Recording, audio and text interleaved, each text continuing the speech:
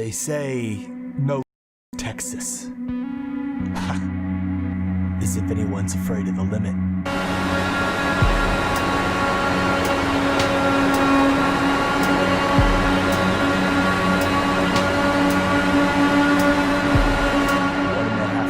Of bigger banking,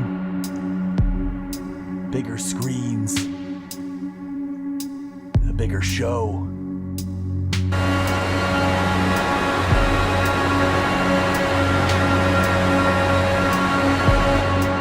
You show up to Texas Motor Speedway, and the only limit is yourself.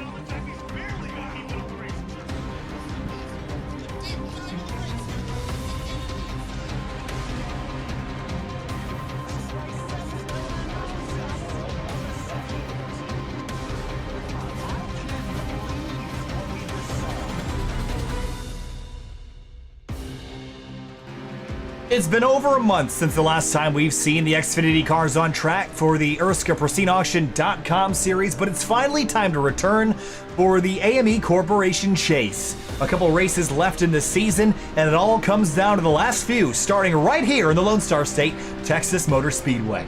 Welcome to Sim TV. My name is Kyle Heyer, joined by Finian DeCuna for what is sure to be a barn burner here tonight, Finian, as we tackle one of the biggest, one of the best, Texas Motor Speedway. Yeah, absolutely looking forward to getting these guys started. It's not just any race, too. It's the start of their chase and their playoffs, and getting down to the wire here for their season. These guys had a month off, so they had a chance to relax, take it back, but now it's time to get back to business, especially for the drivers in the playoffs. Welcome back again. I've been off for a couple days out at Mid-Ohio Sports Car Course commentating Grid Live Touring Cup, but finally back to be in the virtual booth here tonight where I've got infinite control over the cameras, which makes me feel a whole lot better. So I'm glad to be back here in the booth with you, Finian. But tonight's event, of course, is brought to you by Belly Up Sports and AME Corporation. We've got Felicity Dice waiting for us. We're going to talk to her a little bit later in the evening, a spokesperson for AME Corporation, but we'll, when we get a chance to, we'll talk to her. But we've got things going on the track right now, Finian, qualifying for tonight's event. Yeah, absolutely. Can't wait to get it. Can't wait to see who's going to be lining up on the front row at the moment. It's currently lined to be Joshua Adams in the 95 and Nick Massey in the 48. And, we covered a few races earlier on in the season and pretty much picking up right where we left off with those two guys. Very familiar names up in the front. Very familiar names. Again, this was covered by our friends from PTR TV, Corey Silva and Brandon Cruz, for the majority of the season. They had to bow out due to other obligations, but we're back with you for the tail end of the season. Texas Motor Speedway, home to one of the largest televisions in the world, the highest resolution HD television on a racetrack, which is a pretty specific category, I would say. But it is the biggest. As you see, Sean Dice heading down pit lane with his qualifying effort concluded. Again, my name is Kyle Heyer, joined by Finian DeCuna, and you'll notice on the left-hand side of the screen, the names in red are your chase drivers here, Finian. Every time we get down to chase time, it always seems like we see those drivers kind of congregate towards the top of the order.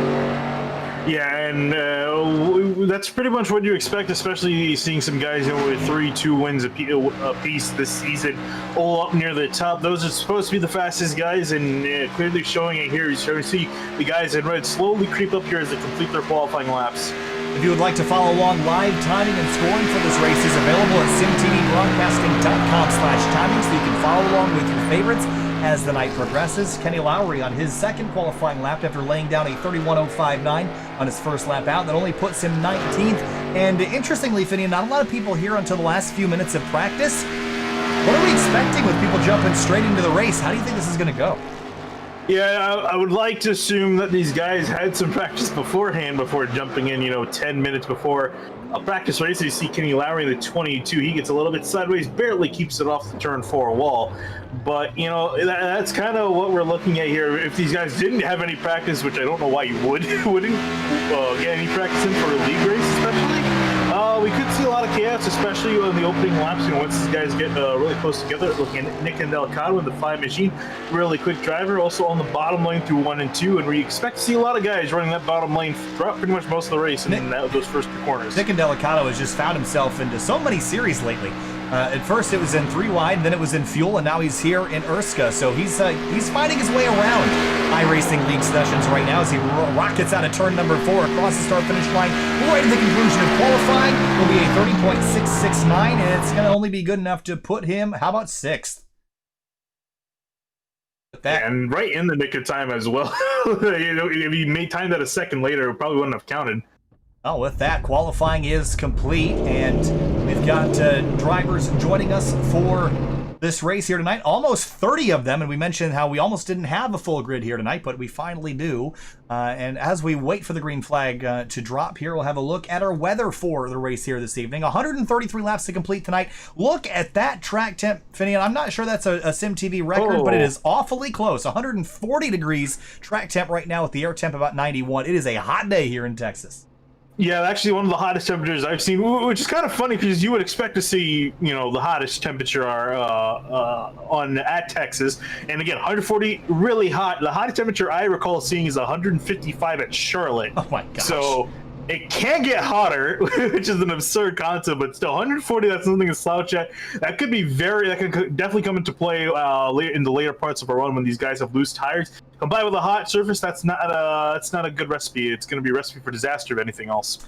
So once again, this chase race is brought to you by AME Corporation. We've got Felicity Nice, the spokesperson for them here tonight. We'll talk to her a little bit later this evening. Of course, AME Corporation has been a sponsor for ERSCA all season long, but they've come on board in a bigger fashion for the chase.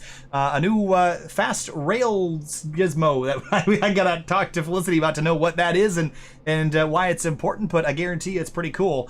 As we prepare to roll off, let's roll through our starting lineup here, Finney. And I apologize for my voice if it sounds like it's starting to go. It's because I was yelling at Mid-Ohio all week. It's loud at racetracks, so my voice hopefully will stick around for this evening. All right, let's roll through the grid. On the front row tonight, Scott Crump in the 51. He's a chase competitor right alongside Josh Adams, the 95. We know he's going to be good too. Yeah, and again, you also look back at the second row. Also, some really good drivers. Nick Massey lineup in 3rd place. Next to Chad Fingal lineup in 4th. In 5th place, Damian Leininger in the number 12, and Nick and Delicado starting in 6th on the outside of row number 3. Back in 7th place is going to be Tyler Riggs in the 26 machine. Next to him in the 24, Chris Wright in 8th place. In 9th place tonight on the inside of row number 5, Joe Francis in the number 50. Adam Pettit in the 57 rolls off in 10th. Chuck Sweeting is going to be lining up in 11th place, Jets outside the top 10, and next to Tate Lytle in the 56, lined up in 12th. In 13th place, it's going to be Gerald Campbell in the 31, who is outside the 53 of Brandon Key. Back in row number 8, it's going to be Dylan Thomas in the 03 car. Next to him, Johnny Thomas in the 83, going to line up in 16th. In 17th place, Zishan Dura in the number 10. Zach Patton in the number 3 starts on the outside of row number 9. And rounding out your top 20, it's going to be Logan Shea in 19 and the 33. Kenny Lowry in the 22, going to line up in 20th. And we'll let the rest of that roll across the bottom of your screen here as you get ready to go green. The guy is still coming out of turns 1 and 2 here, lining up to go green. 133 laps on a very hot racetrack. We know how single line this place can get. Your thoughts, your predictions here, Josh Adams. Is hard to vote against here, Finney, but what about Scott Crump in that 51 starting up on the front row? Yeah, I mean, I think Scott's got a pretty good shot. I'm also looking at the 40 of Nick Massey, who's running really well at I forgot what, the Belly Up Jam at Vegas a few weeks ago that I covered. So he's also looking pretty racy here inside the top 3. I think he's got a good shot. All right, last couple of rolls have scrolled on through as we get ready to go racing the AME Corporation Chase for the ERSCA PristineAuction.com series right here on SimTV. Thanks for joining us. Green flag flies and we're racing from the Lone Star State.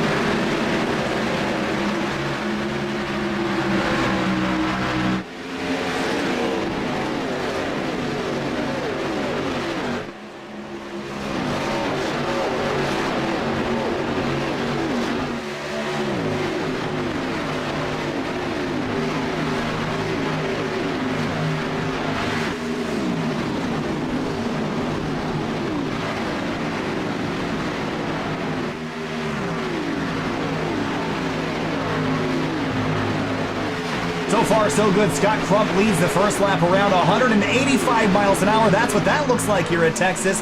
Behind him, Nick Massey, Josh Adams, Nick Delicado, Chad Frankenfield, second through fifth. Yeah, and everyone getting out single file very early on. Again, everyone bottom feeding, especially through turns 1 and 2 early on, which is kind of what we expected to see here. It's the fastest way around the track. 3 and 4, you got a little bit more play with to see some side-by-side action midfield. That's Gerald Campbell. Big slip up off the bottom of the racetrack to the inside of Dylan Thomas. Again, the chase competitors on the left-hand side of your screen denoted by the red name. The red spoiler will denote them on the racetrack with the red banner on the top of the windshield in addition to that. So you should be able to easily spot your chase drivers 3 wide as well, I believe that's Chuck Sweeting in the 27. He's dropped back a couple of spots, but up front, Crump is under attack from here. Comes Nick Massey. Yeah, and he's all lined up all in behind him. Can't quite find a lane around. He's going to stick in behind 51. I'm curious to see what Max is going to do. He's going to try to play this out patiently, or if he's going to try to get the lead early on here. He's starting to actually also get some attacks from Adams in behind. We have not seen Texas really race very well, but I have not seen a race with this car at this track just yet. So I'm really curious to see if this will put on better racing than the National car or the Cup Series car. So far, it looks like passing is pretty tricky, but Massey's right on Crump's rear bumper here, and we're going to see how easy it is to make a pass in probably just a few minutes. Yeah, I think if anything, you're going to want to line up something out of turns 3 and 4. You got some more banking to work with, so you can get some more variability in the lines. Adams looking up the inside here as they head to turn 1. Not quite enough to go to the inside, but Maxey going to pick the high lane. That's going to cost him here. Adams going to try to pinch it up the inside. It's so tricky to get side by side through turns 1 and 2. Now they're going to do it at the exit of the corner, but just can't build a run on the bottom of the racetrack, so he'll have to tuck in behind for turn number 3. Chad Frankenfield running an 89 car. Different name and number, different number for this driver. Usually he's number 15.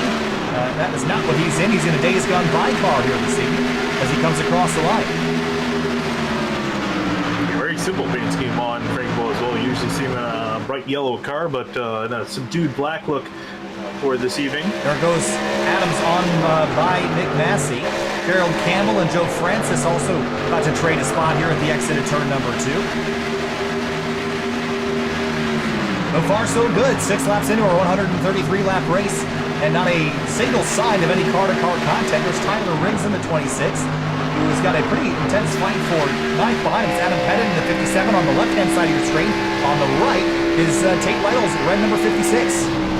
Yeah, Lytle actually moving up pretty well so far as he moves himself up into 9th place after starting in 12th. So slowly but surely, the 56 car is moving up the order. I'm actually quite surprised to see him qualify down that far back outside of the top 10. 56 has shown quite a bit of pace in a multitude of leagues, including 3 wide and ERSCA itself. Leaves you with some work to do. Now with the hot track temperatures here, I would sort of expect high wear to be more than you'd otherwise expect Texas to be. Here comes Josh Adams for the race lead down towards turn number 1. Can he get the car tucked under? He's going to take a dive, but Crump chucks in the corner a little bit harder and is able to hold off the 95 for now. And behind him, Tyler Riggs and Tate Lytle going at it as Lytle's trying to move his way on past. See the field come onto the back straightaway here. Very much single file there. You can see that double these 2 cars side by side. But Lytle not able to get a good run off of turn 2, and that's actually going to allow the race to clear him. Yeah, it's so hard to build a run on the bottom. The banking got knocked down in turns 1 and 2 when they reconfigured this track a couple of years ago. You can argue the merits of whether it made it better or worse, but I can tell you that it is very tricky to carry any sort of run anywhere but that bottom groove. Dylan Thomas. Garfield within a lane and a half, sorry, you're saying? Dylan Thomas is right behind 27 and Chuck Sweeting. He's got Brandon Keehan behind him. A good-looking paint scheme on this car. It's another Days Gone By scheme, Finian. Very well done on this machine. Yeah, and hopefully you can see him move up through the order. Started in 14th, currently back in 16th, so not a particularly good run for Dylan Thomas. I'm surprised up ahead of him, Chuck Sweeting is actually just working by Dura in the 10 car. I'm surprised Chuck Sweeting fell back on the start. Wasn't exactly sure what caused that to happen, but he's starting to move himself back up, it seems. Work to do for the 27 of Chuck Sweeting. You have a crossover there by Zishan Dura in the number 10 for the race lead. How about this? To the outside goes the 51 as Adams goes through on the bottom, and Massey going to follow them through. 3 wide for a moment as they were in 3 and 4. Now they've sorted it back out to 2. Yeah, this actually started with Crumb getting loose off of turn 2 last time by, so that cost him dearly. You can see he's not able to get to that bottom lane. He's going to try to pinch himself down, but everyone's saying, nope, you can stay up there and you're going to have to deal with it. Here comes the 5 in Delicado trying to get third. Oh, off the wall, no trouble! The 5 car slams the inside barrier. Huge impact at the exit of the straightaway, gets clobbered by the 57 and Pettit. More trouble as cars get sailing into the incident, and there's 4 or 5 cars all involved in that. A horrible crash for Nick and Delicato in the 5. Yeah, I am amazed at how many other cars were picked up in that wreck. I was looking to be only really a 2-car incident, but that turned into a 5-6-car incident by the end of it. What a massive wreck. There's the 5 limping that car back to the pit lane. And what a wreck on lap number 12 of 133. A big one already here in Texas. Well, everything's bigger in this state, but it all started with the 51. I think just hitting the wall down the middle of the straightaway. Yeah, you can see right here, they're all flying off of turn 2. Then you see him just drift up to the right, and then, oh man, Indelicato got a huge lick. And ironically, Scott Crump, he got away with that. Scott Clean just missed the wall. You can see everyone else also getting involved heading into turn 3. Yeah, actually, if you go back and watch how, well, there's that impact with the 57. He was coming in behind another driver, couldn't see. Watch Crump just miss the end of that wall. Almost clobbered it. And then here comes, who's this blue car here that's going to come in behind? Is that Dira? No, it's the 26. That would have been Tyler Riggs. Also got a big piece of it. Probably his night over as well. So a big crash here on lap number 12 as we bring out our first caution of the night. With that, I think it's a good time to talk to Felicity Dice. So let's have a conversation here as we wait for the race to go back green. Hi, Felicity. This is Kyle from SimTV. Got a copy? Yes, I'm here. Well, welcome. And Felicity Dice, spokesperson for AME Corporation. Thanks for joining us here tonight. Been a pretty wild race to start the evening, but AME's come on to sponsor the chase here for the PristineAuction.com series. Tell us a little bit about AME and what's going on over there right now. So we have been in business since 2007. So my dad is actually the owner. We do quite a bit of things. It's kind of crazy to explain. It's hard to explain exactly what we do.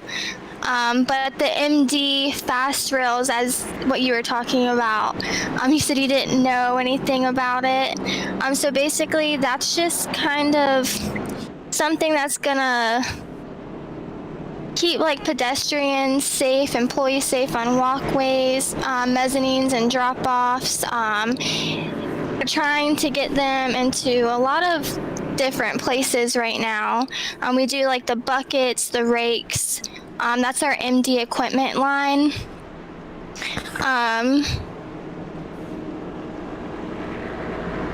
Obviously, AME stepping in to sponsor this series. Obviously, this is kind of an interesting place to have a sponsor like this, and we thank you again for helping out ERSCA.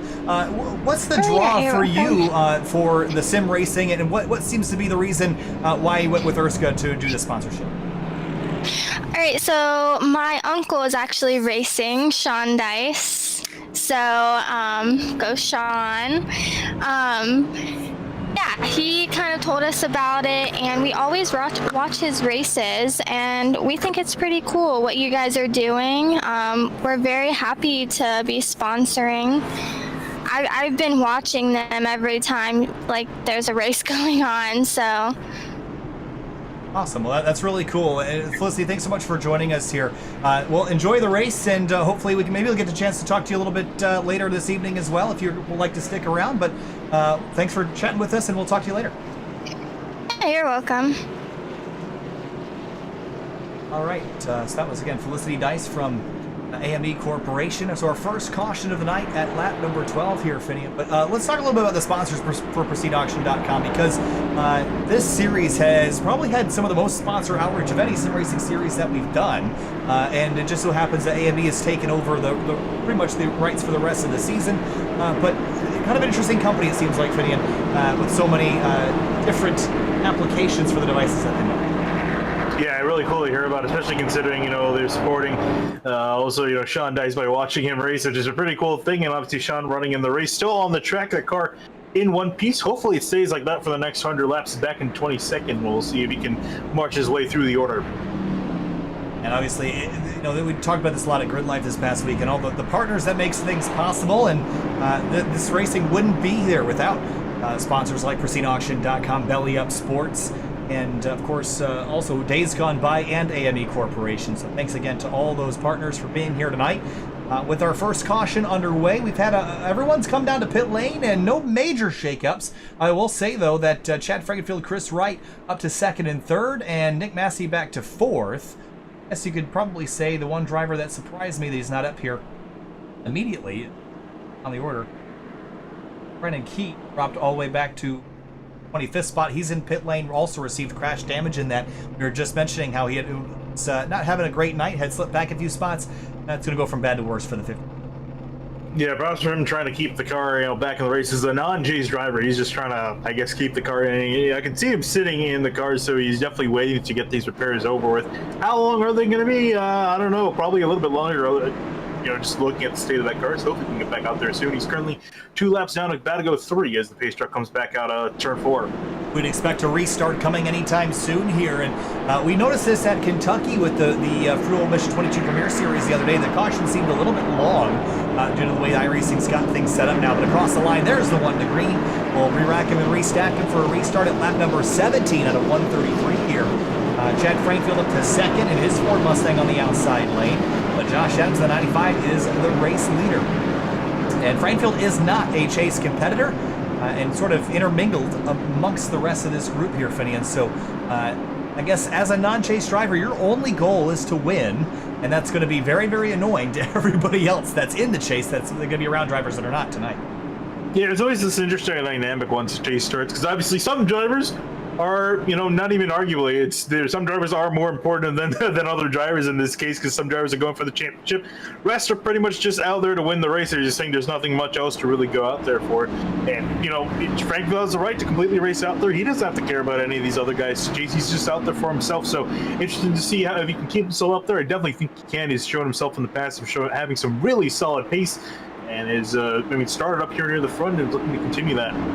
Track temperature continues to rise here at Texas Motor Speedway. 141 degrees on the racetrack as it stands right now. So as the field rolls through turns 3 and 4, restarts are going to be wild as the initial start of the race was, but we're going to see them single file out relatively quickly. And where you single file out is probably where we're going to be for a while. So you're going to beg for any spots that you can grab. Rain flag back in the air at lap number 17 from the Lone Star State.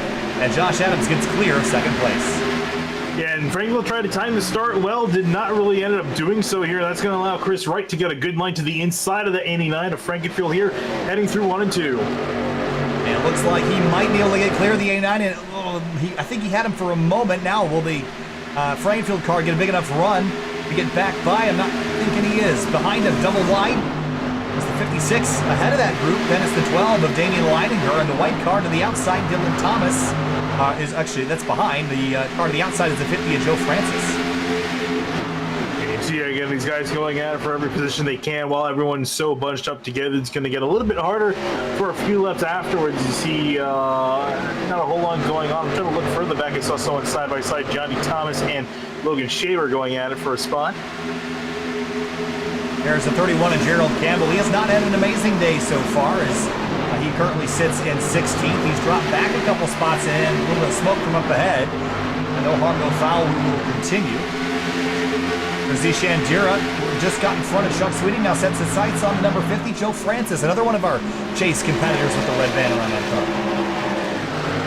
Trying to work his way up. You can see everyone in the top 8 except for Chad Frankenfield in the chase. And a lot of the other guys kind of scattered out in behind. You can see Thomas down in 12th and also Crump finding himself all the way back in 17th after the damage to his car. What does 190 miles an hour look like at Texas Motor Speedway? How about this? Did you blink? Probably missed it. And the speeds sustained very high through the corners, even on this low banking, up to 162 miles an hour through the center of these corners, which on banking that low is pretty phenomenally fast. As we got a battle for second, here comes Frankfield back on Chris Wright. Size him up. Yeah, a little bit Frankfield, he went up a little bit higher on entry, came to cut down on exits. He's got a little bit of a run to work with here on the 24 right, but I mean, you pretty much have to send it to that inside to get the spot. He's actually going to look to the outside here on entering 1. A lot of off-throttle time in these cars. Ooh, just nipped the apron on the bottom of the racetrack and a slip up. On corner exit and head down the backstretch. Rocket ship behind. That was the 12 of Leininger that just slipped up right in front of Dylan Thomas. Almost had contact there behind them. How about side by side? Logan Shea on the bottom. See Shandira up top. Jura not really much to work with here. He's going to easily fall prey to Logan Shea. He's had a pretty good start even out of the gun. He just got past Chuck Sweeting on the restarts and now finding himself up in at 9th. After starting 19th. And really, really dense with drivers just in front of this group. As there's Leininger still holding off his 03. It was behind that I was seeing. There it is. That's what I was looking for. Scott Crump in behind the 46 of Kyle Hanshaw, but it's getting real busy. Oh, there's a big look up the inside for the 18 of Josh Personette. Couldn't make that stick. He's on the apron now with Patton in behind him. You gotta be very careful with that apron. Very easy to loop the car around if you get a little bit too much of it. And he's now trying to look to the inside. These guys cutting each other off on a straightaway. That's also very dangerous because that could also very easily lead to an incident. Kyle Lowry going to look up the inside of Campbell. Couldn't get there. The 18's offset to try to get some air on the nose, as is the 3 of Patton at the exit at turn 2. We'll see if they go defensive. Patton with a big run. The 18 going to stay middle. Are they going to try 3 wide? Patton backs out, swings to the outside. It's going to cost him a spot. Here comes Josh Neal up the inside to grab that, but he can't get there. Contact maybe between the 18 and the 2, side by side. Yeah, and T. Lowry trying to pinch the car to the inside. That's the best way for that outside lane to work, especially at the moment, considering we don't have too much rubber on the track. It looks like Lowry's actually going to end up backing out of the spot, left Patton on by for 18th. Patton couldn't keep the car stuck to the ground, though. The 2's going to get turned, and the 7's going to slide. Can he hang on to it? He will. Very dangerous moment for a second between these drivers through turns 1 and 2. Now Hanshaw and Gerald Campbell were swapping positions. They've gotten that sorted out. We're going back to this fight. I'm shocked that we haven't seen a wreck here yet. Ask and you shall receive. Especially once the guys start to get into each other, some drivers might be a little bit more mad than others. Kyle Lowry not having an amazing night. Kenny Lowry, the other team car, up to 13th place. Kyle stuck back in 22nd.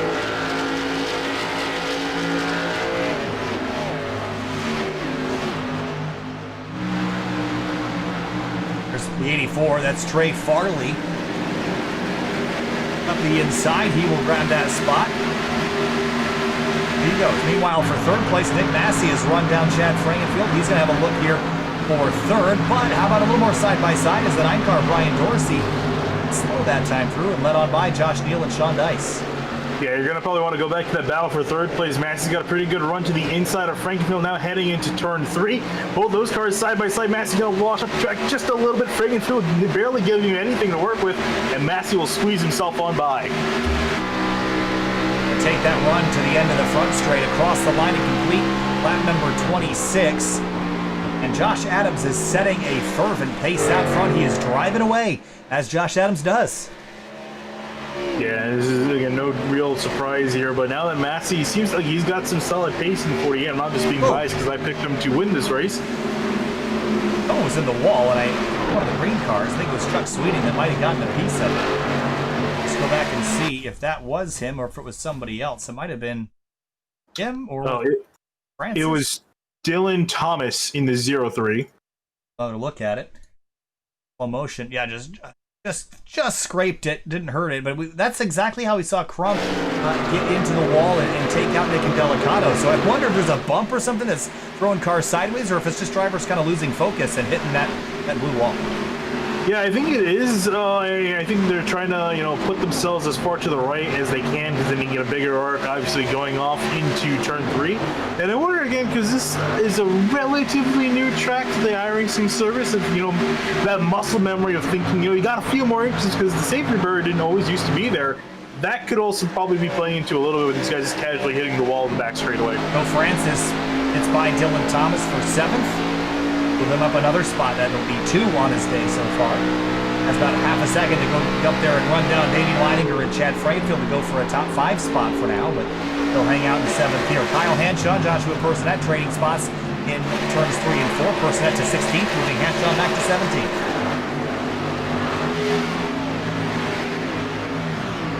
Yeah, again, nothing much to really report from our leaders. Pretty spread out amongst our top 3. I think this is how this night's going to go, Finney. It's just so challenging to pass on this track. And the repave and reconfiguration has not been a popular move, as Sean Dice was a little slow for a moment. I think there might have been trouble with him and maybe Trey Farley. Back and have a look if there was any contact between them. Oh, the 87 just went off into the corner, just got out of the groove and went way up the racetrack, and so did the 84. Yeah, Sean Dice, he actually was sideways. He clipped some grass as he was coming through the trioval, and that sent him way sideways. You're going to see it on the replay. Up above, caught the grass, and whoa, big slide. That was a big moment for Sean Dice. And then out of the groove, out of the black stuff, you're going to head up into the gray and not have any grip. Here's a riding on board, watch his wheel inputs here.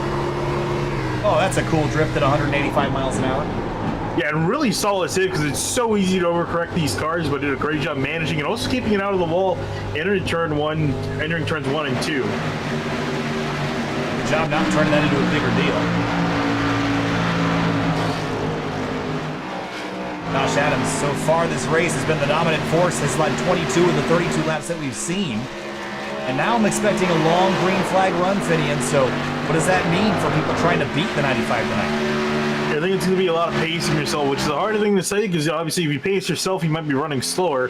But I think these guys might want to start looking after their tires, looking at their last laps and their best laps. They're all running almost a second or two off their best laps. Track temp still rising just about a degree every couple minutes, but it's going to get even hotter and slicker and crazier. There's a 31 of Gerald Campbell who's got a busy set of drivers behind him, the 18 of Joshua Personette and the 33 of Logan Shea. And with 100 laps to go, Chris Wright, who was the winner of the first Belly Up Invitational, is a chase competitor. Where does he stand in the points right now, Fanny? I know it's our first run here, so do we have a reset? You got to remind me of how this whole system works.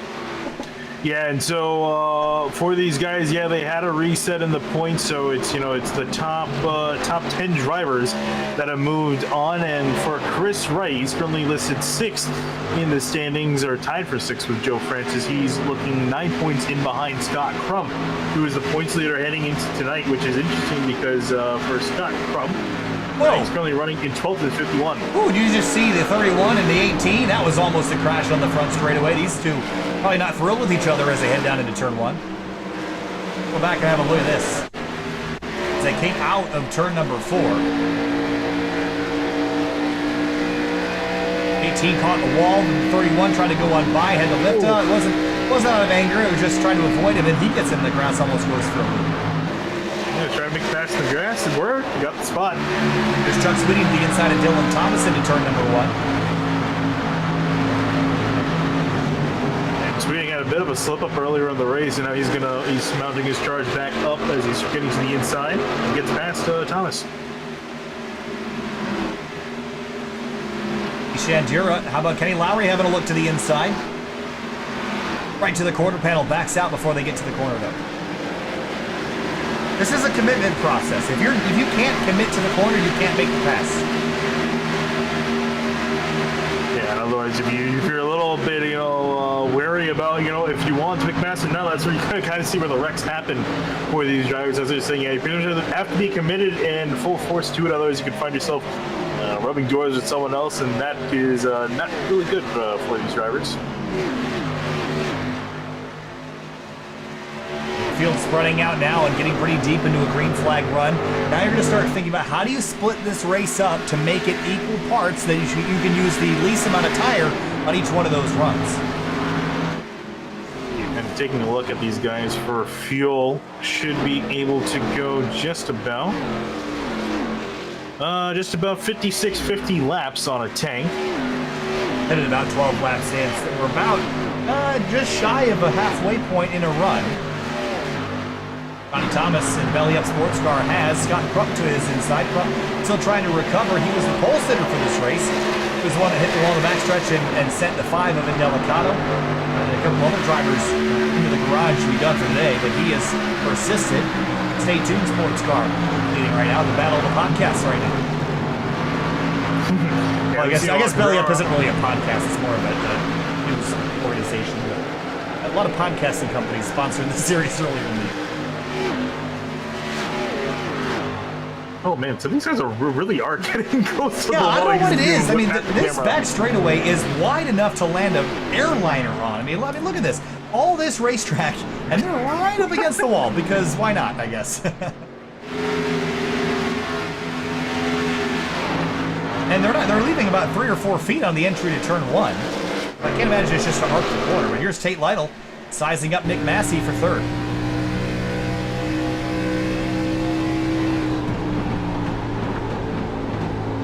He's even trying to find a way, and I'm actually a bit surprised. I'm not too surprised to see the single file action through 1 and 2. I'm a bit surprised to see it in 3 and 4, which has more banking to work with. But alas, everyone's still bottom feeding down there. You see Lionel now throw a move up the inside. Massey's going to have to give this one up, and through goes the 56.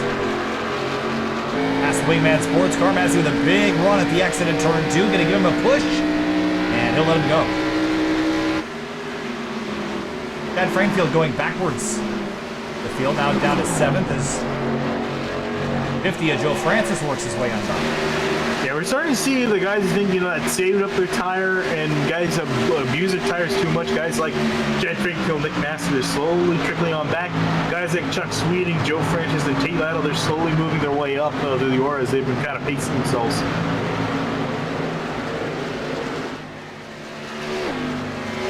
2.1 seconds is the lead by leader Josh Adams. He has just seen nothing. Oh, sorry. Some contact between Chuck Sweeting and Frankville as they're heading down the back straightaway. As after Frankville hit the back straightaway wall. Someone's gonna have to put, I don't know, what do you do with cats? A spray bottle or something over there and squirt them every time they go by too close. I mean, They need to put like spikes on the wall to keep guys away from. I guess so, like a bunch of pigeons or something. Nick Massey's hit pit lane. Scheduled stop here, Fanny. What do you think? I think so, yeah. I was actually looking at, again, these guys are fuel limited to 80% fuel, so that means it can go about 45 laps on a tank. So yeah, I think this is Massey. I think he's trying to cut this up into equal stints. So I think he's trying to do 30 laps, 30 laps, 30 laps till the end. I see a few drivers else in the background also coming in. There's Dylan Thomas with Scott Crump to his inside. Crump still on a recovery charge after that first caution of the night. Gonna head down the inside of turn number 1 and go on by the 0-3 and Dylan Thomas. Ray Farley also came to pit lane, so did Kyle Hanshaw. And I would imagine Josh Adams will not hit pit lane until pretty much everyone else has. I think he's got an advantage. You might as well use it and use it to your advantage. Yeah, no, everyone else is, again, trying to catch up to him, so he's setting the pace, and again, with the older tires, he's still running pretty well by himself, so again, no reason to really bow to anyone else to set his own pace. He's clearly one of the fastest guys on the track at the moment. Jandura at the number 10 to the inside of the 48, who's on a charge back forward. Chris Wright, Tate Lytle. Lytle now beginning to reel in right. One of the quickest cars on the racetrack, at least up at the front. Yeah, he's looking really strong here. He's trying to catch up to the back bumper of the 24. I'm curious how easy this pass is going to be, because again, we always say catching is one thing, passing is another. And I can't imagine the 24 is going to lean over and let him by. No, especially not this late into a fuel run, because now you're just going to allow him to kind of dictate if he wants to overcut you or whatever. So he's actually going to pull over and, interestingly, let him by. And I wonder if there's an ulterior motive there. He'll stay out. Zishan Dura and Kenny Lowry. This is for 11th. Actually just hearing over the radio, they kind of just coordinated that, and Lytle give you the thank you, and is going to set off on his merry way to see a pit stop. That's Dylan Thomas in the 0-3, another car leaving the box. Zach Patton is on pit lane, so is the 33. That is Logan Shea. He's actually 6 laps down. Not sure why Shea pulled off. He does have some right side damage. I wonder if that's probably related. Yeah, I think so. He was kind of struggling. We saw him jump into the top 10 early in the run. Might have burned up his tires and was struggling towards the end. I think this felt like giving up his tires were shed and damaged the car too much. You see Frank Cole holding off Sweeting and Crump for 6th place. I don't know what that 27 car is painted with, but I think it's Vanta Black. That car is the blackest thing other than the black hole from Interstellar. I mean, that thing is got absolutely no reflection on it. That's just sort of surreal looking. what's funny too is if we were at a night track that barely had lighting, like a track like Spa or something, you wouldn't be able to see this car except maybe the neon green room. Ooh, I'm hearing something happen with the 22 Kenny Lowry. He's sounding really upset over the radio as I see him slow on the apron. Yeah, he's got trouble. Let's go back and see. Oh, there was a crash here on the backstretch. It was between him and the 10 of Zishan Dura. Here's a look. Oh, I don't know. That seems sort of self-inflicted to me, Finian. Yeah, I'm trying to take a look off here. Maybe a little bit of a swerve, but he still didn't really leave him a lot of space to recover.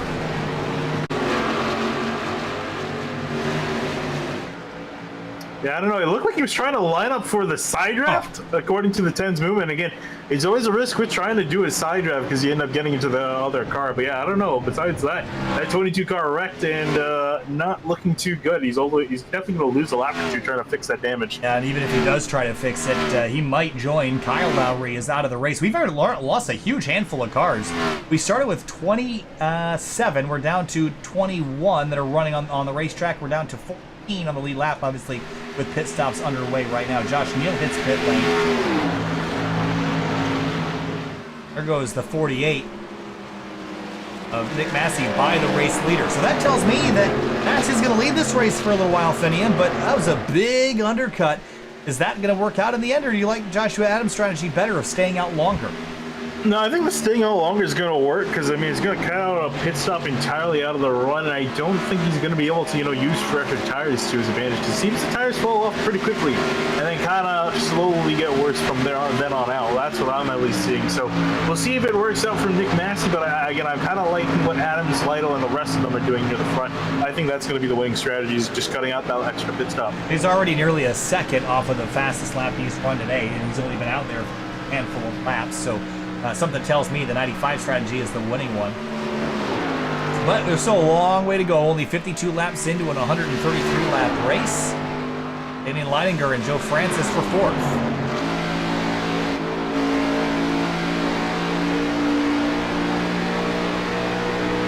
He's trying to get a run off the corner here and line up in behind Leininger and again heading down to turn one. I'm surprised you haven't seen more guys trying to send it up the inside and just kind of brute force the way on pass. Obviously, that's a risky maneuver, but considering how hard it is to pass, I think you're kind of better off trying something than not.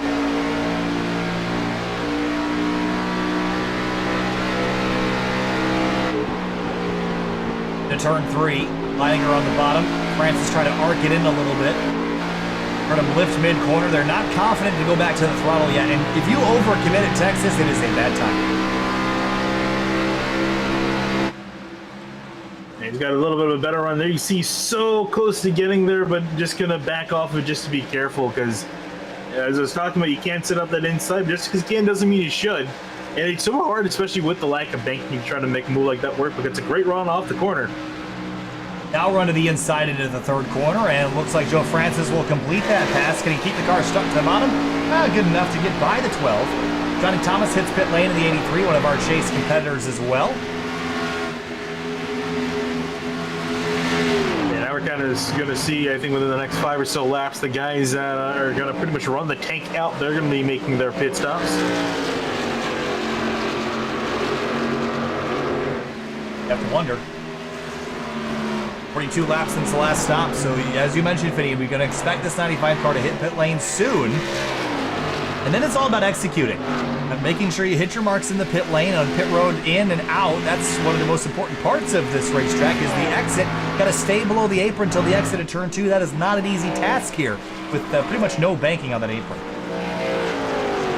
Yeah, but I think really for Adams, he's definitely setting the pace quite a bit. That being said, Lytle has also been trailing down the 95 Adams. You can see him right there in the frame. So I think Lytle might have a good shot here. He's been really good on these tires, and again, also passing guys as well.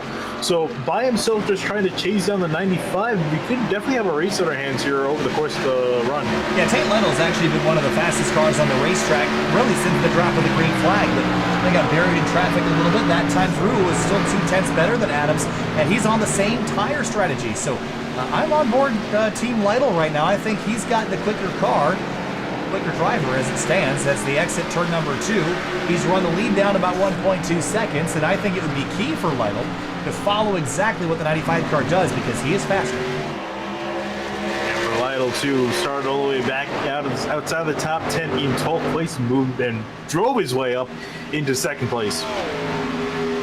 That's what 1.1 seconds looks like at 189 miles an hour. Down into turn number 1. A little bit of understeer there. You see the 18 on new tires, able to keep it parked on the white line a little bit better. But closing in on our halfway point here in a couple laps. As Josh Adams has been the dominant force. We've had one caution at lap 12, involving the 5 of Nick and Delicato, and the 51 of Scott Crump. Crump has recovered the 6th place.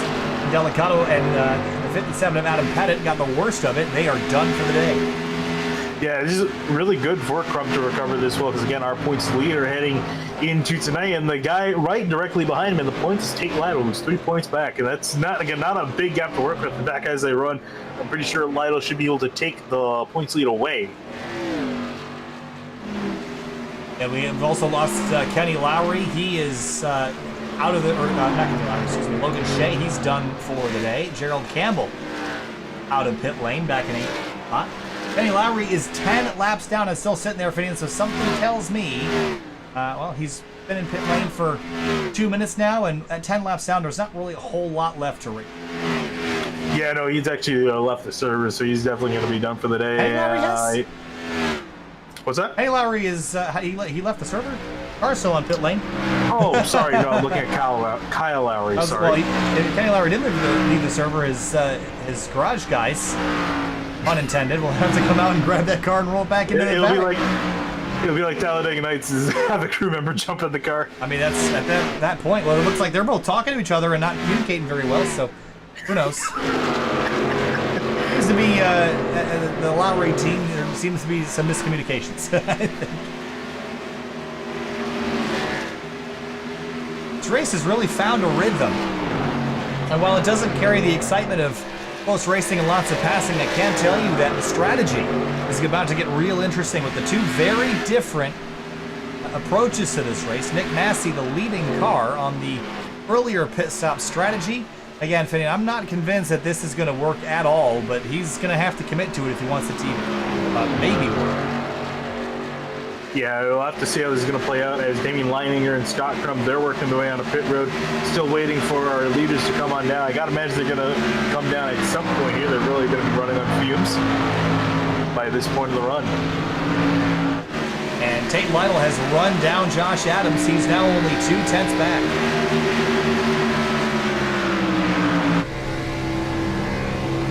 Curious again. Now we're really, in the end game as far as this run's concerned. If this is going to be even worth the 56 Lytle trying to make the pass, but here he goes. He's got a good run. A big distraction for the leader as well to have to worry about pit lane. And now, what do?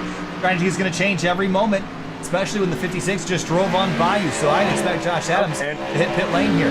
But no. Lytle is definitely hitting pit lane, and Adams going to have to stay out. No, he's going to come alongside him. Oh, side by side, a race into the pit lane, get it down to pit road speed, and now two race leaders going to drag race at 50 miles an hour. Not much of a race, really, is it, at 50 miles an hour? And the Chevrolet Prius makes another return as the 56 heads for his box. Thankfully, he was the sooner one, so he's able to pull off without any harm. And the 95 I'm is curious now to see. So these guys pretty much came in dead alongside each other. This will be interesting to see how much time is actually made up on the pit stop itself here. Adams, right sides down, left side up, and here comes the 56, and off of pit lane, side by side, and advantage 95, and he'll have the inside and be able to clear the 56 as they come back up onto the racetrack. I didn't realize. This really shows how much shorter they made that apron to extend the racing surface. They come back out on the track. Yeah, so gain for the 95 there, but Lytle was quicker before. See if he can pick that speed right back up. They're going to drop into some traffic behind the drivers that have already made pit stops, but I imagine they'll drive through them pretty easily. There's Scott Crump, who's already made his second stop, but he's going to be off the pace significantly in comparison to the drivers that just hit pit lane. Frankenfield also on pit lane, just right. Also, it said he was the last to pull down. And Nick Massey will take over the race lead. Yeah, again, the big question really for everyone's mind concern in the race too is, how long can he keep this up in the front? Can he keep the pace up too? Because now when you have yourself make an extra pit stop, you have to push the tires through the limit because you need to make up that time for that extra pit stop. So he's got to be putting in some fast laps, if not the fastest laps of the race, and I think he actually does hold that honor. Yeah, 30.755 is the quickest lap that we've seen, and it is Nick Massey. So as he comes across the line, he's not anywhere near that now. He's about 2 seconds off because he pit about 24 laps to go. So he's pretty much offset by half a pit cycle, which is going to make for a really interesting strategy to finish out this race. As we hit lap number 67, we are past the halfway point in this event.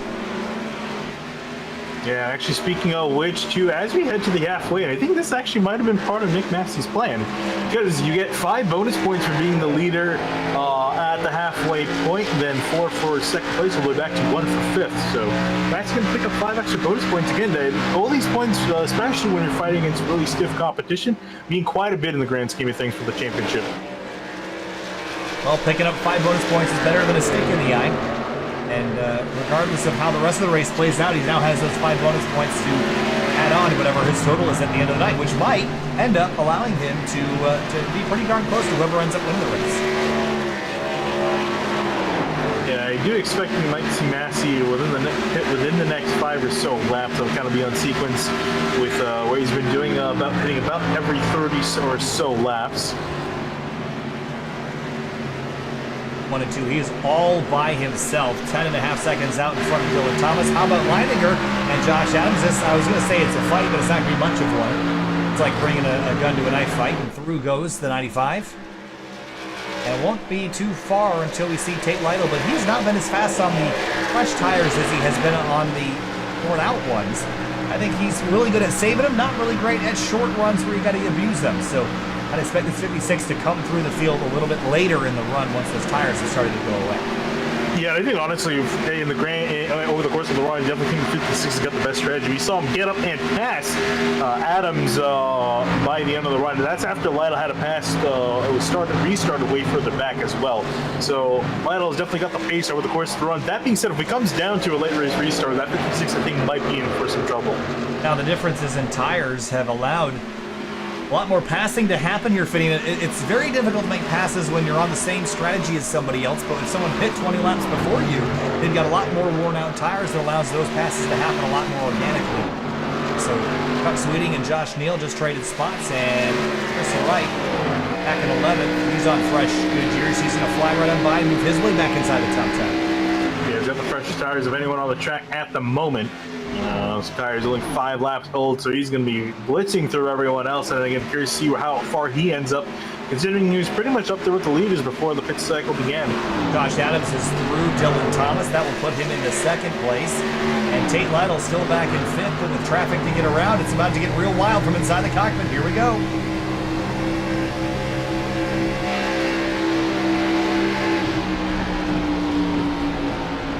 Lytle going to play patiently here, just going to get past the 0-3 of Thomas, who pulls out to the right. He's going to get a great run off the 2 pole, the inside of the 12 of Leininger.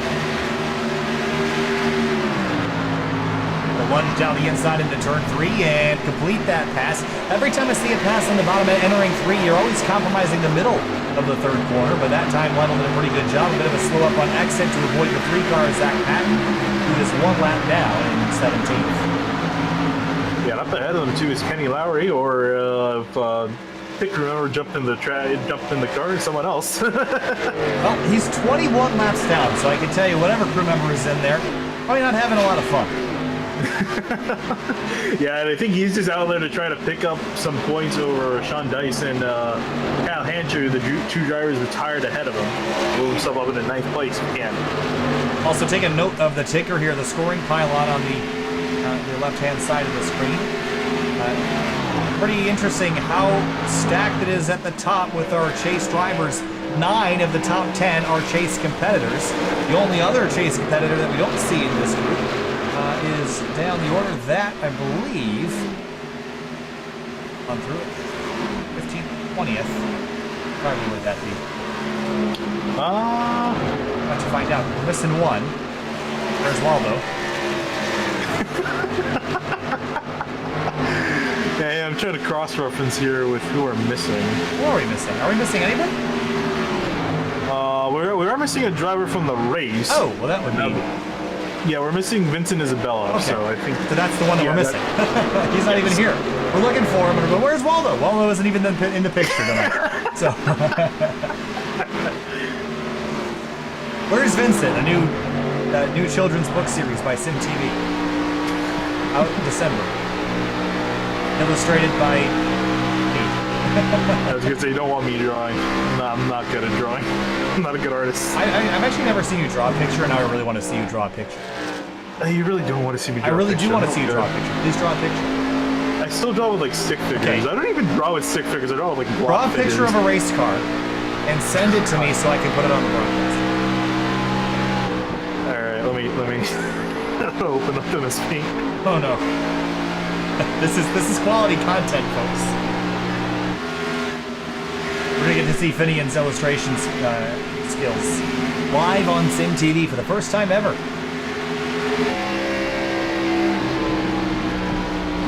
Chris Wright up to 9th, working over 8th place Chuck Sweeting, at 7th place Dylan Thomas, and he'll be able to make these passes relatively easily with the tire discrepancy that he has. Laughing, but send it to me. Hold on, I need to do some reconstruction on the front end. Oh boy.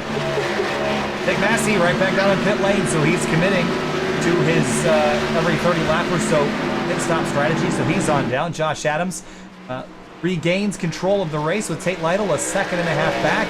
Lytle's still running a hair slower than Adams, though. I would expect him to start reeling in that 95 in about 5 to 10 laps when tire saving becomes a factor. Yeah, I'm curious what Adams is going to do here to try to answer to Lytle, because obviously Lytle the fastest over the long term. If anything, he's got to hope that a caution comes out, because otherwise Lytle's just going to keep running down by the end of the race. I think that's the key, is if we've got a long run, that 56 car is going to be the favorite. If we get a short run, that 95 is going to be hard to beat. But even the 24 of Chris Wright, if he gets back on sequence the right way, or the 51 of Scott Crump, who's back to 5th, any one of those drivers could be a factor.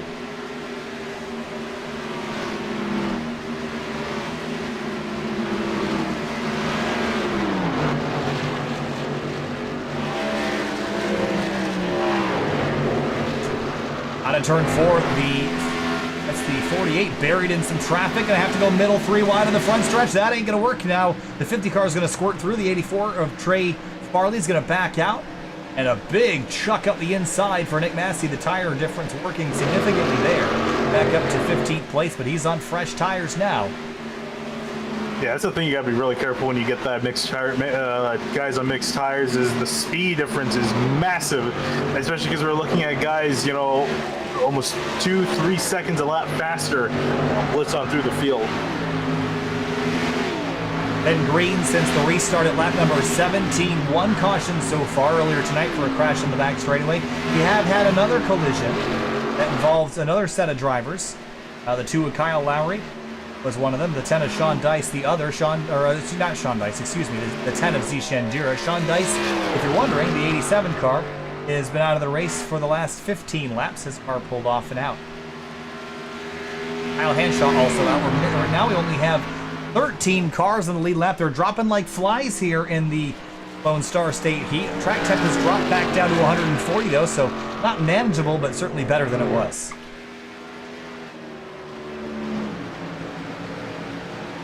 The ERSCA PristineAuction.com Series Chase is brought to you by Belly Up Sports and AME Corporation, who have come on board as a sponsor for the end of the season. If you'd like to learn more about either of those companies, you can head to the website.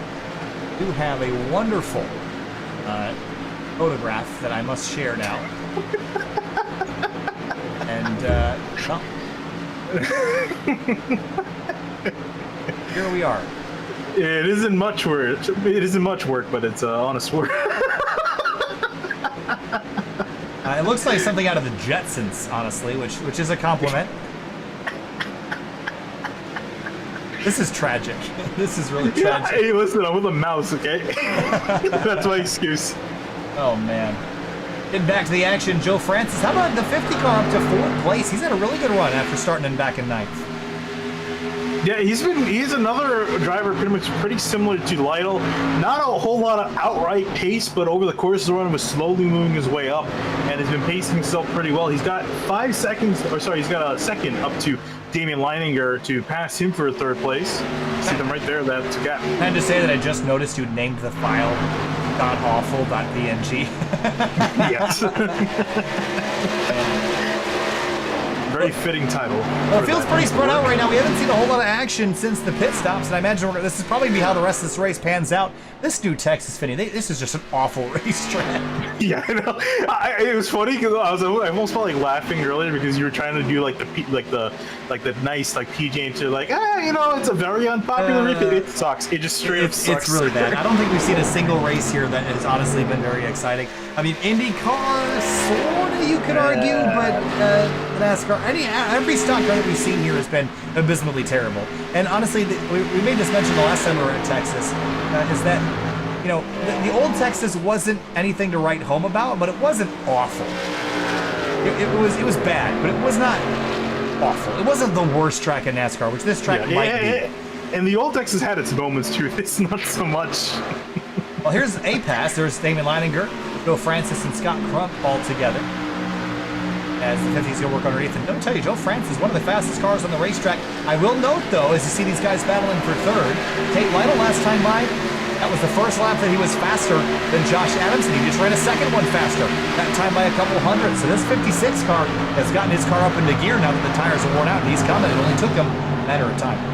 Yeah, and it's we're pretty much exactly halfway through the run, at least for these guys running the tires a little bit longer than that other group with Nick Massey.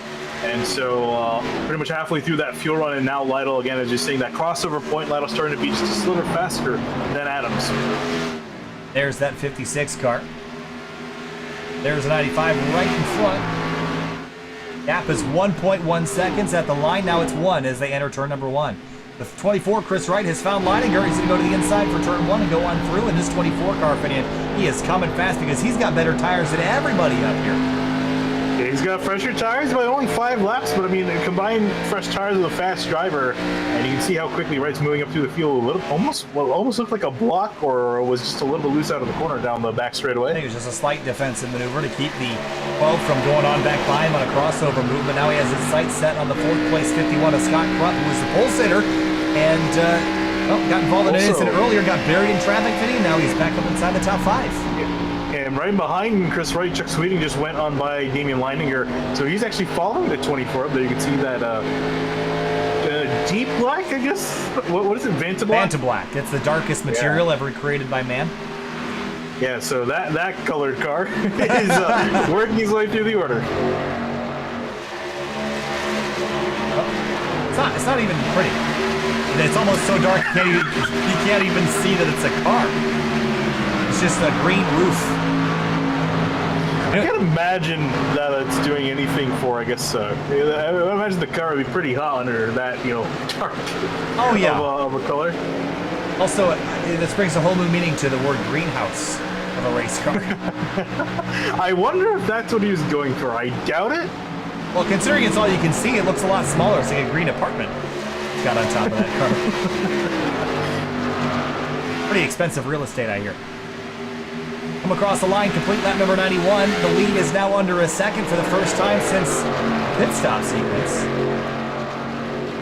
Lytle beginning to reel him in, and he's coming now. It's almost, bit of a wobble there on the straightaway. It wasn't a wobble, he hit the wall. That's a wobble. You could be a wobble and hit the wall. It's just a wall wobble.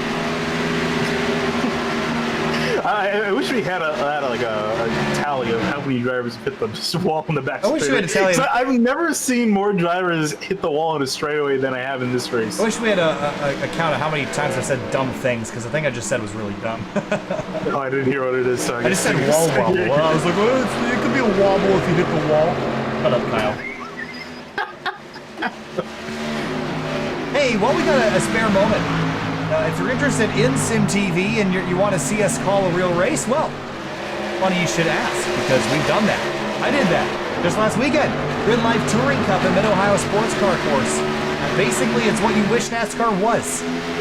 NASCAR used to be about stock car racing and racing cars pretty much off the showroom floor. That's essentially what Grid Life Touring Cup is, except you can enter pretty much anything you want, whether it's a minivan, whether it's a 1970 Volvo 144, a 91 Corvette.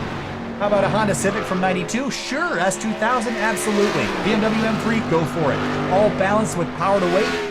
An exceptionally well done series that is all about having fun.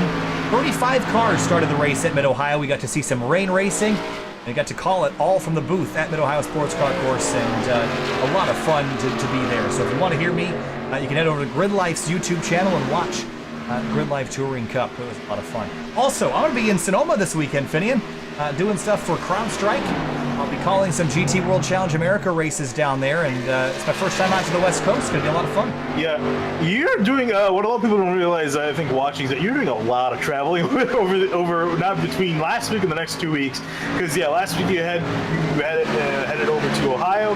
Now you're heading next week to California. Then next week you're heading to Colorado. So you're traveling all over the country, probably the worst time to travel over the country. Yes, and also poor you, because you're going to be slaving over this at the time when you wanted to get out. So I'm sorry. But only 3 more weeks, maybe? And then maybe. and then I release you from your deeds, and then you can get to breathe a little bit. But poor Finian, we're working in the process of getting more people here on Sim TV to kind of take over Finian's duties, and also have the ability to produce events on occasion when I have to be at a real racetrack. But it's amazing how knowing people has parlayed the sim racing hobby shoutcasting into real opportunities with both Grid Life and GT World Challenge America. And Finian, I can tell you, you've got the smarter life plan, but I'm just telling you that it's been a lot of fun going to racetracks and feeling like I'm important, even if I'm not. Maybe, hey, honestly, you can't argue. It's really cool. The fact you get it, you're being paid to go to racetracks too, is probably the best part.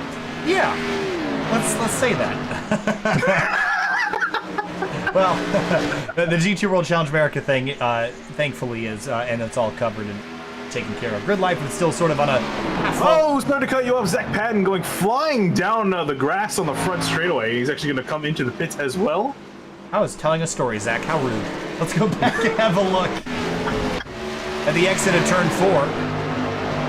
It gets tight, and then hit. Oh, that's just. Oh man. From my count, I think that's 5 or 6 guys that have hit the wall. On the front straightaway that time. That's special. Zach is going to have to come on and serve a penalty for that one. And here he comes. Hopefully this time he won't enter pit lane at 160 miles an hour. To get it woed on down. Josh Adams, Tate Lytle separated by 7/10 of a second. And that 56 car still charging forward. Yeah, it kind of slowed down, I think, after they're working through some traffic, but now with some cleaner air for both drivers to work with, Lytle's really starting to bring them down now, with pit stops looming in the next 10 or so laps for these drivers. This will be the final stop of the night. Nick Massey, what's his thought process here, Finney? He can't go to the end, so, or can he? No, you definitely can't. He's going to have to go over 50 laps on a run. And we haven't really seen that from anyone. We saw Chris Wright go pretty far, but taking out the laps from the caution period, he only went about 48, 49 laps. So Massey's going to be too far back. And even then, if he stays, he's just going to be way too slow on all the tires. So I think he's going to have to pit within the next 5 or so laps, I think, to be on pace with everyone else. So I don't know.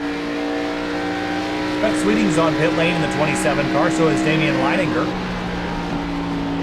And only a handful of cars on the lead lap now as we work our way towards the final 33 laps of action from Texas Motor Speedway. Josh Adams, Tate Lytle, Scott Crump, your top 3, but the top 2 are about to go to war here.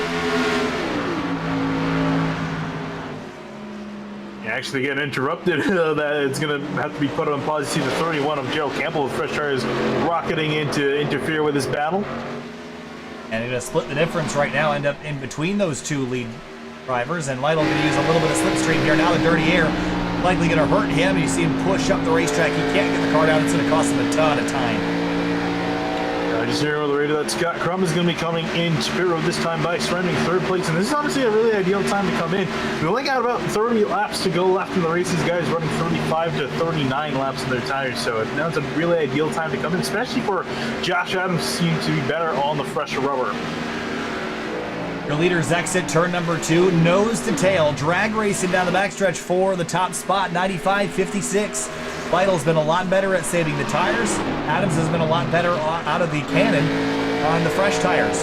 We still have another pit stop to make, though, so with only 30 laps to go, Tate Lytle's going to have to find some short run pace here, Fitting, or else he's not going to be able to beat the 95 come the end of the thing.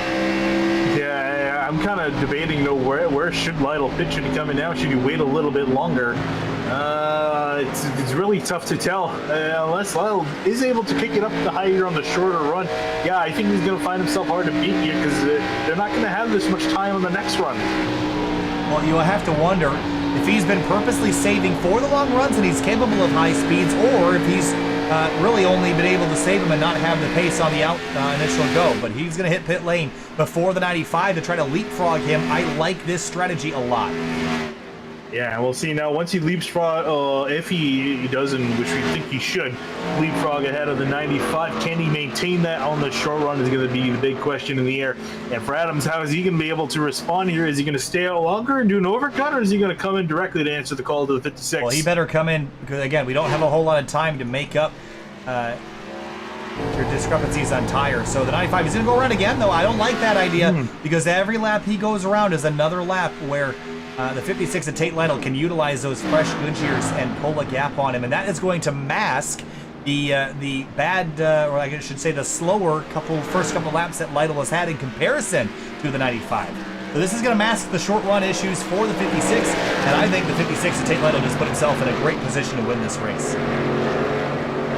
Yeah, I have to see here as he comes back out of the pits. Yeah, I think he's definitely going to leapfrog the 95. I don't think really too much of an argument there.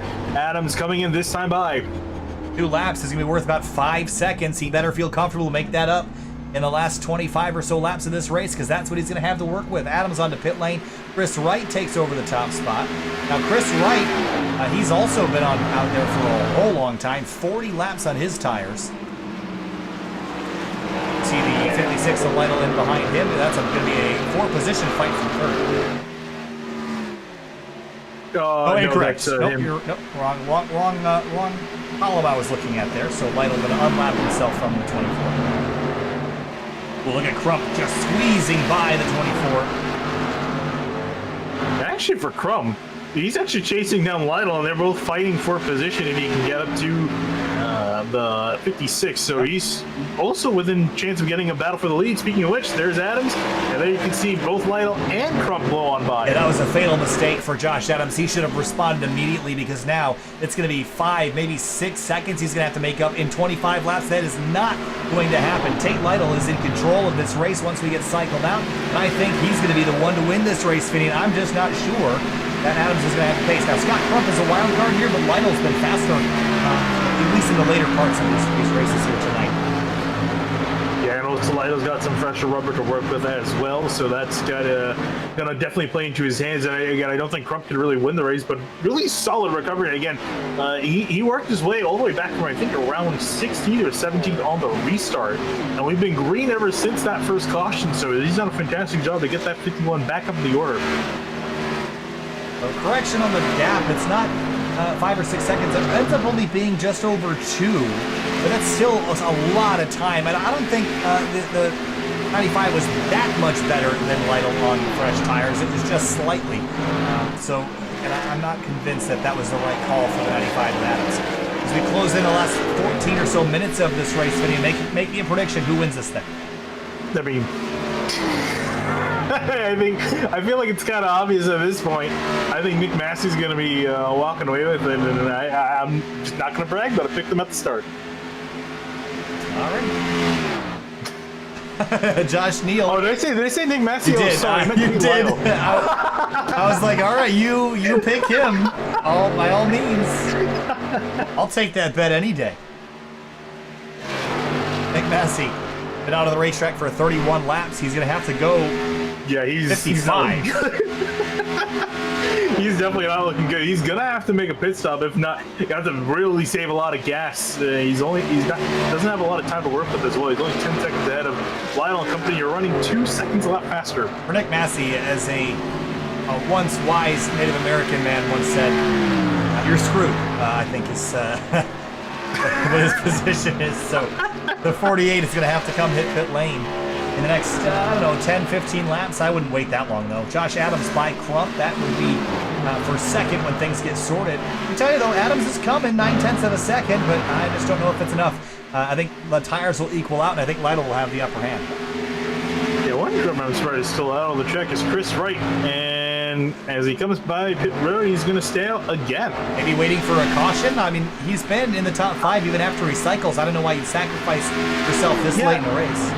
And I don't understand this either, because he has the pace to be, finish really well, especially with the fresh road where you see what he can do. He's kind of digging himself a hole now, because he's only going to have 20 laps to make up all these spots. As I hear him calling on the radio, he's going to come to pit road this time by. Here's Johnny Thomas in the 83. This night has been amazingly unremarkable for the Belly Up Sports 83 car. Not a whole lot of drama or not a lot of stories revolving around this 83, other than he is a chase driver. But it has not been a chase-level performance tonight. Look where he is in relation to the other chase drivers. He's going to have some work to do if the championship is in scope for this team. Yeah, he's got the bottom, pretty much at the bottom of the totem pole. Really, that spot's taken by Dylan Thomas in 11th place, but still running well. But again, well's not good enough to win you a championship, and you need to finish very well. And it's currently guys like Lytle, Adams, Massey at the moment, and see with Chris Wright. But Chris Wright, you see dropping down the order as he's in pit lane. I just had Frozone try to friend me on Facebook. Like, from Pixar Frozen? I'll tell you about it a little bit. We're going to battle for second. The 56 of Tate Lytle, the 95 of Josh Adams for what will be the top spot in this race with 20 laps to go. It's going to be intriguing because, again, we've seen over the course of the run that Lytle's tires start to come alive towards the end of the run. Adams forcing the issue here. Up the inside for turn 1, Lytle. About a half a car width off the inside line at corner exit. Lytle begins to pull away. Now, will the 2-lap difference in tires for Adams be enough to overcome Lytle's advantage later in the run? I can't imagine it will. It'll definitely help him here on the short run. He's going to try to force out the inside. They did touch. There's actually a little bit of damage to the left rear quarter panel of that car, so they definitely did touch as they run down the front stretch. And Lytle's going over the radio. He's going to give room to Adams and actually let him on by. Wow, that's not fair. You can't make a bet on drivers letting each other by. Unless he knows he can run him back down, but I'm not sure that'll be the case. Anyway, speaking of Frozone, it's a driver from Grid Life whose name is Brian Frozone. I don't know if it's his actual last name. I did meet him. I actually got, I don't think it actually is his name. I have to look at the timing and scoring. He drives, it's actually from Syracuse, and he drives a Volkswagen GTI that he's basically building to look like a TCR car. And let me tell you, it looks awesome, and it sounds great too. I love the look of the TCR GTI. I wish we had that on iRacing. That thing looks amazing. Well, his ultimate goal was to end up as a driver in TCR. He's a really nice guy. I got a chance to talk to him for a while, so completely unrelated to what's happening on track. I just thought the Frozone part was funny. Well, I can tell you, Tate Lytle dropped off. Pace is gone in that car. Yeah, I'm curious if maybe the damage did anything to the car, because again, it might have done something, but it's so minor. It's just and the left rear doesn't see a lot of air pressure. If it was the right side fitting, I'd probably be a bit more concerned, but it was just the slightest of touches, just kind of knocking out and putting a crease in it. I'm not sure it'll have any major performance effect. However, I do notice that if you look right here on the rear spoiler, that the spoiler is bent a little bit. That could be affecting that car. Yeah, that's what I was kind of thinking about, the spoiler, again, a whole lot that these guys have to work with, so you can imagine, if you lose any of it, it's not particularly a good thing for you, and this could also be, we see Lytle off pace at the beginning of a run, starts to slowly reel back in Adams, but at this point, I don't know, it might not be enough, so Adams seemingly to pick the good strategy here. Well, wouldn't have guessed that, but it looks like Tate Lytle has lost a little bit of pace here. Josh Adams has led 83 laps tonight. And I think there's no question that he would deserve this win if he were to grab it. We're only a couple laps out from that as we hit about 8 minutes worth of racing left. Scott Crump and Nick Massey trading spots as Massey continues down the order with really old tires.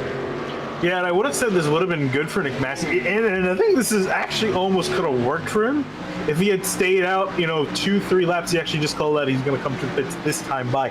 If he stayed out, extra 5 or 3 laps on some of the other runs, he could have made it to the end on gas, and that would have still got him a decent finish. But he's got the pit now. It's going to drop him way down the order. Yeah, well, hindsight's 2020, and the next time he thinks about the strategy, he might consider planning it out a little bit better, because it is certainly a viable strategy had it been planned to a T and not to a Q or whatever the wrong to say. So Josh Adams comes on through, and his lead continues to extend by about 0.2 of a second a lap. Yeah, this is interesting to see, because I don't think this rate Lytle's going to catch back up. He's dropping way too far back and continuing at that as well. I was curious as we were looking back at Scott Crump if he can maybe try to catch back up to Lytle, but it actually seems Crump is even slower than Lytle. Johnny Thomas has gotten by a couple drivers for 7th. There's Chad Frankfield back there in 8th in the 89 car. That is for Brett Jones. Was sidelined due to work. So he'll carry this car for the rest of the season. And Brandon for a pretty good run tonight. The day has gone by 89. And that would explain why he's not in the 15 car and also not in a very brightly colored Menards scheme. Yeah, that makes sense, actually. I remember Brent being in the 89, so that kind of just triggered a memory. As you see Frank will flash for a second. And he'll drive on by Johnny Thomas, put him back in 8th. As Tate Lytle just ran 0.2 quicker than Josh Adams. Have we seen it all yet? 1.3 seconds. Are we done? I guess not, because it could very much be. Actually, I think that might have been from Adams working past the lap car. Indeed, actually just switched back over. Adams now 0.2 up. And I think it was probably a bit too much to expect an exciting finish out of Texas. This track needs to be bulldozed and turned into Dakota. Turned into Dakota with better management. There it is. Lytle working around the outside of the 0-3. Dylan Thomas, who has not had an exceptional day. He sits 11th a lap down. And you see the damage on the right side of that car, so things to improve on for next race. Speaking of next race, next Monday night, I have a continuation of the ERSCA PristineAuction.com AME Corporation chase. They'll be headed. Where are we going? I thought I saw Mid-Ohio for a second. I got excited. We're heading to Richmond, which makes me a little bit less excited, but still a short track. So no, that makes me very excited, because not only that, we got 2 short tracks in this chase. We got Richmond, then Talladega, Martinsville, and wrapping up the season at Atlanta. I thought you were saying Talladega was a short track. I was like, no, bro. They were running, what's that circuit, that the super long straightaway with the hairpins at each end, like Avis or whatever? Oh, yeah, in Germany. Yeah. That's what we're running.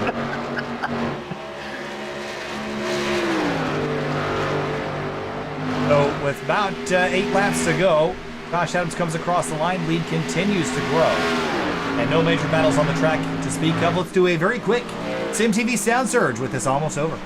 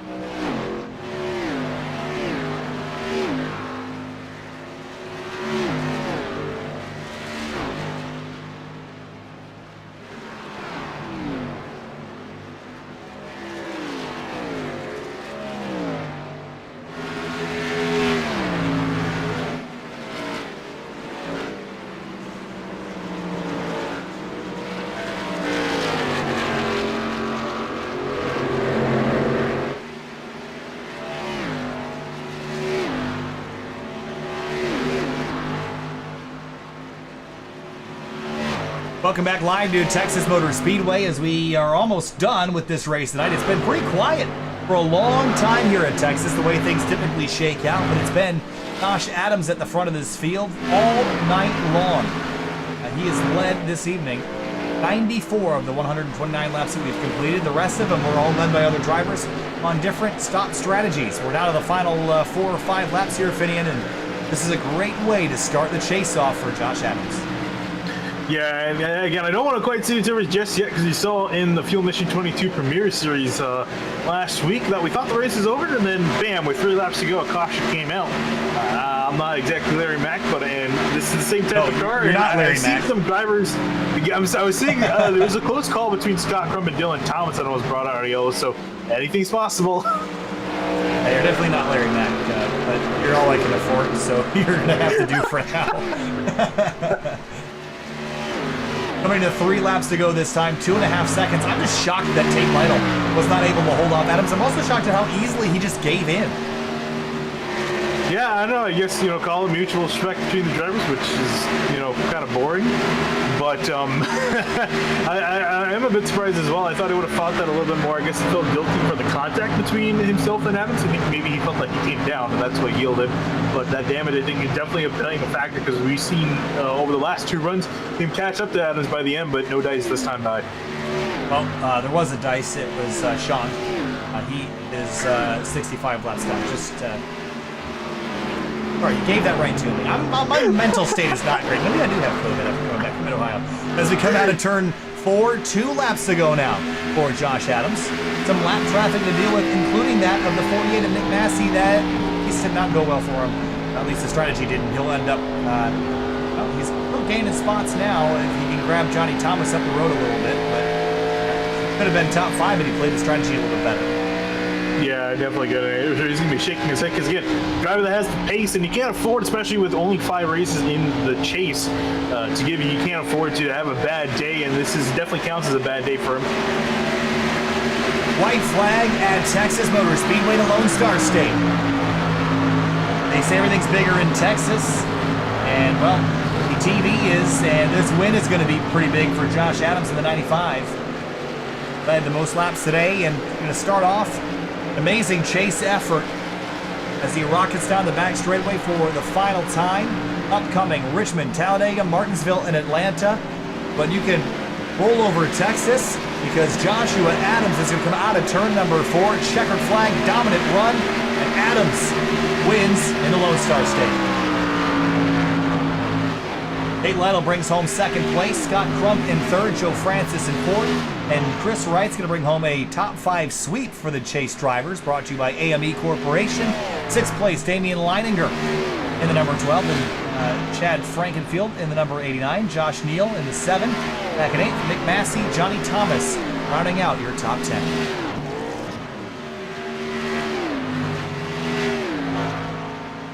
Well, Adams in the ProTech Chevrolet Camaro. First winner of the chase in the latter part of the season. And he's going to get to celebrate the revolvers and the fireworks and all the riffraff that comes with winning at a track like this. Be a pretty big win.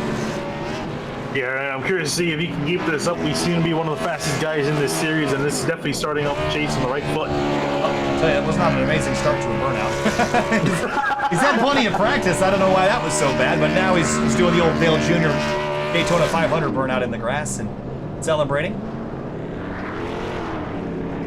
The ProTech distracted driving prevention. Well, no distractions for Josh Adams today. Goes out and just wins it, aren't they?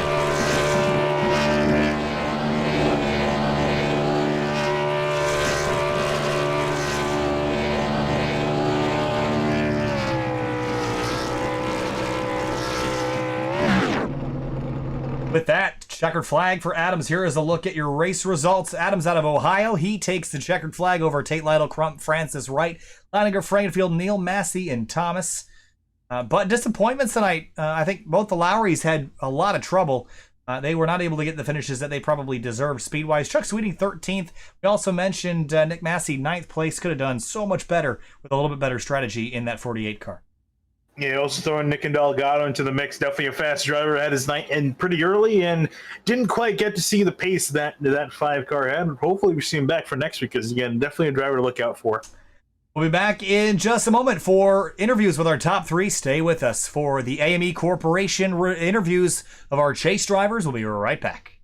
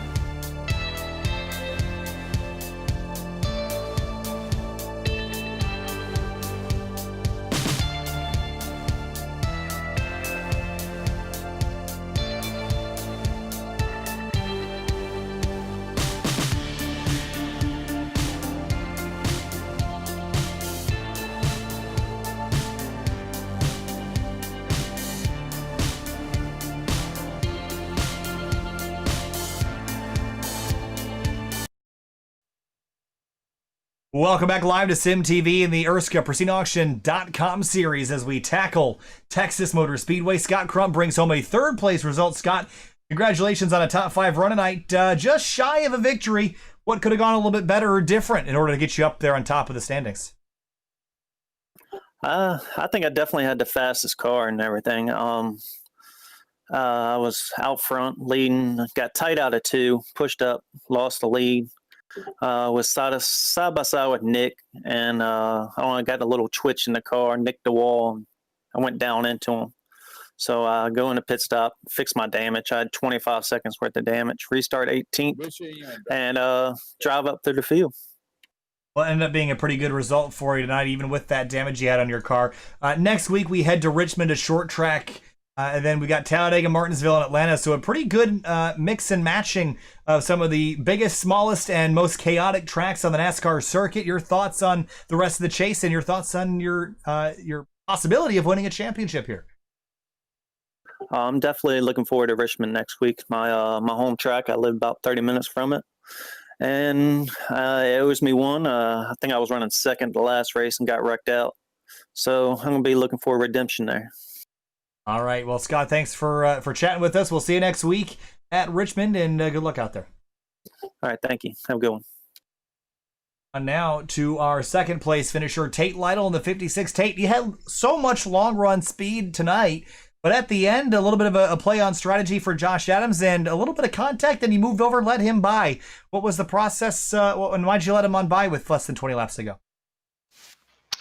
Well, first off, he killed me on the long run, and over the course of a full run, we were pretty even. Like, I could get to him, but by the time I was to him, we were having to pit.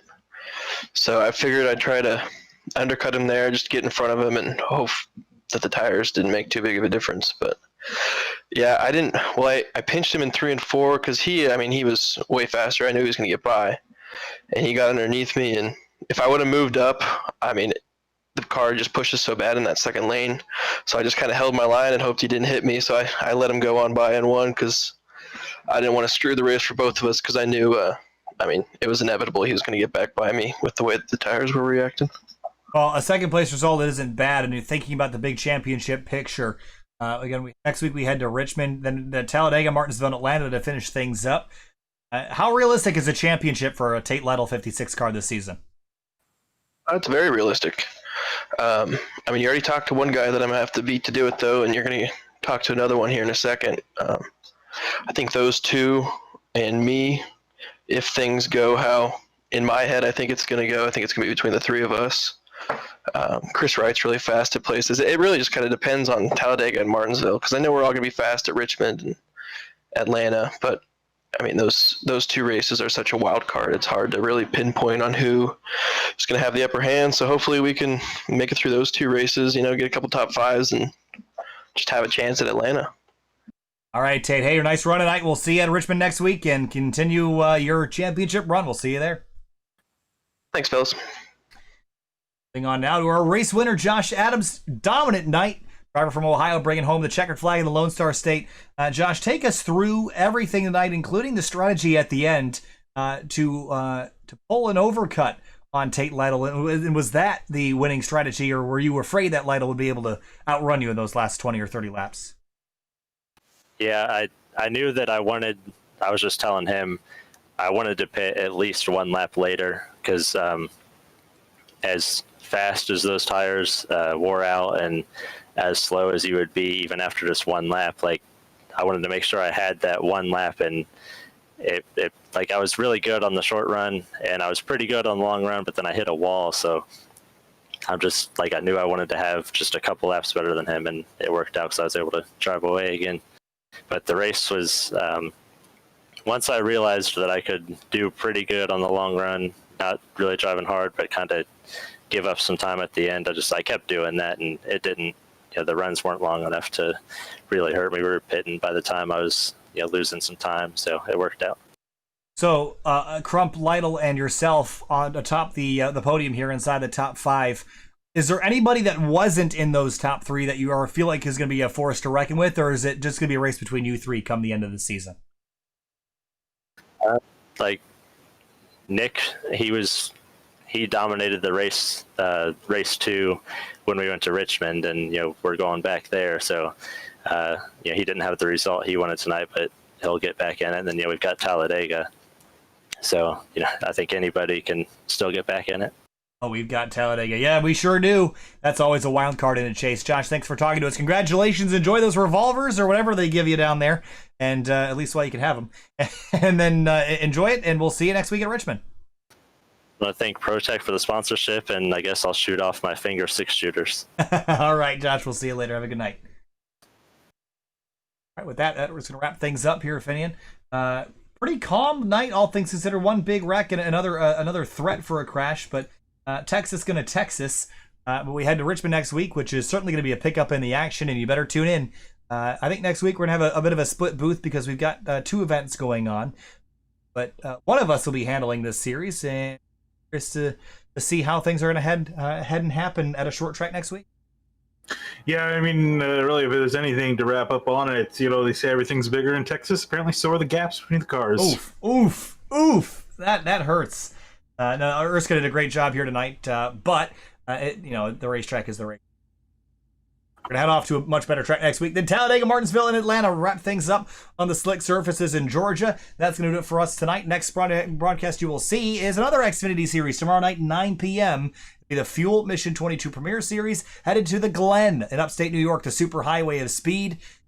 2.5 miles of some of the best racetrack in North America. Then Wednesday night, Spec MX5 Sim Racing Challenge, their season finale on the Winding Road Magazine channel. We crown a champion and give them the opportunity to test drive a real race car on Wednesday night at 8 o'clock Eastern. A little earlier this week, got a special preview with DJ Alessandrini from the last year's champion, and also now new Grid Life Touring Cup race. Our Thursday, Scars Porsche Cup. That'll be headed to Silverstone. Thanks so much for next time.